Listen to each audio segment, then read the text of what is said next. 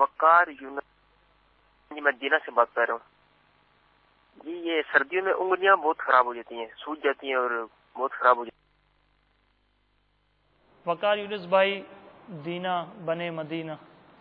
وقار یونس بھائی اللہ تعالیٰ آپ کو مطلب ہے کہ اس میں شفا عطا فرمائے۔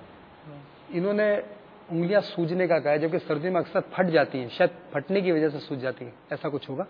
تو اگر انگلیاں وغیرہ جیسے سردی میں پھٹ جاتی ہیں نا، انگلیاں پیر کی پیچھے کا حصہ اس میں وہ لکیریں سے پڑ جاتی ہیں، تو اس میں دعوت اسلامی کے اشاعتی ادارے مکتبۃ المدینہ کی مطبوعہ گھریلو علاج جو کتاب ہے، اس میں ایک بڑا پیارا نسخہ موجود ہے کہ سردی کی شدت سے بعض اوقات ہاتھ پاؤں اور ہونٹ پھٹ جاتے ہیں اور ان میں چیرے پڑ جاتے ہیں جو سخت اذیت دیتے ہیں۔ اس کا آسان علاج یہ کہ رات کو آگ کے سامنے بیٹھ کر، یعنی چولہے کے پاس بیٹھ کے تپش محسوس ہو، اور پھر متاثرہ مقام پر پیاز کا ٹکڑا ملیے، بس اس سے انشاءاللہ یہ پھٹنے کا جو سلسلہ یہ ہو جائے گا۔ باقی رہے گا سوجن کا معاملہ، تو انگلیاں سوجیں یا کبھی پیر میں سوجن ہو جاتی ہے، مختلف جگہ مثال ہے کوئی چوٹ لگ گئی سوجن ہوتی ہے، تو اس کے لیے ٹیبلٹ وغیرہ لینا پڑتی ہے، تو اس کے لیے میں آپ کو ورد پیش کرتا ہوں، مدنی چلے کے ناظرین بھی اس کو نوٹ کر لیجئے۔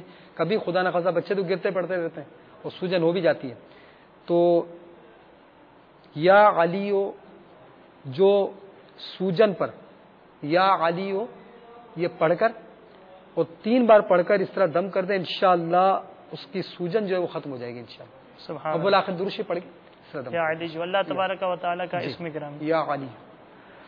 تو وقار یونس بھائی، آپ نے سردیوں میں انگلیاں سوجنا اور خراب ہو جانا، اس کے حوالے سے دونوں چیزیں سن لی۔ گھریلو علاج سے آپ نے ایک گھریلو نسخہ بھی سن لیا اور ورد بھی آپ کو حاصل ہو گیا، تو اس کے مطابق کیجیے۔ اس کے علاوہ مدنی چینل پر جو دیگر اسلامی بھائی ہمارے ساتھ شامل ہیں، وہ بھی ان اوراد اور وظائف کو یہ سب پڑھنے کی اجازت ہوتی ہے نا سب کو، یہ جس کے ساتھ ہو جائے تو وہ پڑھ سکتے یہ ہیں، پڑھ سکتے تو وہ لکھ لیجئے اس کو، انشاءاللہ یہ آپ کو بہت زیادہ کام آئیں گے۔